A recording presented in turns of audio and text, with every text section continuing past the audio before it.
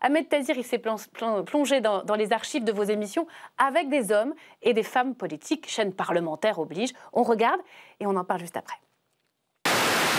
Je vous ai dit, Mireille Dumas, à la fin de l'émission, je lis dans votre tête. Ah non, c'est le contraire. Hein. L'idée, c'est que ce soit le contraire. C'est la reine de l'interview confidence. Mireille Dumas, c'est d'abord des émissions cultes à la télévision, au début des années 90.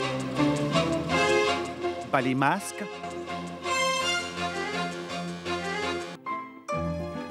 La vie à l'endroit, ou encore Vie privée, vie publique. Présentatrice, mais aussi réalisatrice de documentaires, comme ici, en 1998, à l'Assemblée nationale. L'histoire de notre République, c'est ici qu'elle s'écrit depuis 200 ans. Ils sont aujourd'hui 577 députés et plus de 1200 fonctionnaires à travailler à l'Assemblée nationale. Ah, Mireille Dumas et les politiques, c'est assez spécial. Une façon différente de parler pour dresser un portrait nouveau, les faire sortir de la langue de bois. Comme ici où Mireille Dumas demande à ses invités de se raconter au travers des chansons qui ont marqué leur vie. Ça donne des moments surprenants, comme avec Jean-Pierre Raffarin faisant du air guitare. Il est fan de Johnny. Alors quand je vais au concert de Johnny et que je vois tout le monde que je t'aime, quand je regarde les jeunes dames qui sont à côté de moi, 65 ans, je me dis, mais il y a 40 ans, ce n'était pas les mêmes. Mais vous non plus, je ne voudrais pas être désobligeante. Interview aux frontières de la vie publique et de la vie intime, comme avec Valéry Giscard d'Estaing, qui explique devant l'intervieweuse imperturbable que le pouvoir attire, comme un aimant. Et au niveau de la séduction, est-ce que ça rend plus irrésistible? Ah oui, ça c'est vous qui devriez le dire. Il y a une chose très mystérieuse pour moi. Hein, c'est l'attrait des femmes pour le pouvoir.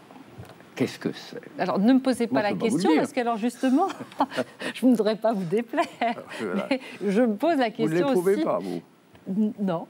Ah, vous êtes un cas. Vous êtes un cas. Je suis désolée. Il y a une fascination. Une fascination pour les hommes, c'est plus compliqué pour les femmes de pouvoir. Si. Dites-moi, justement, vous, femme politique, comment vous êtes perçue par les hommes? Est-ce que le pouvoir attire ou fait peur aux hommes? Non, je pense qu'ils veulent être à la hauteur.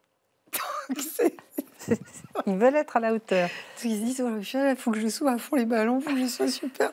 Je pense qu'ils réfléchissent performance. Voilà la marque de fabrique Dumas avec les politiques, faire parler différemment, un peu à la manière de Freud, convoquer le passé, les souvenirs, pour expliquer l'engagement d'aujourd'hui. S'il y a un politique qui a bien connu Mireille Dumas, c'est André Santini. Ancien député, 3 fois ministre, tous deux ont écrit ensemble « Mère célibataire », un livre où l'élu se raconte.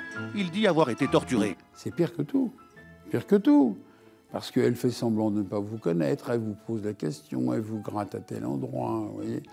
Et au début, on dit « Oh, comme elle est gentille ». Puis pan, on prend un coup sur la tête. Oui, celle-là, je l'attendais, mais je pensais qu'elle n'oserait pas. Elle ose, monsieur. Elle ose, Mireille, elle ose. Alors osons, nous aussi, à vous maintenant, Mireille, de passer à l'interview confidence. Alors on va la faire cette interview au ballet masque. Le temps pour moi de saluer.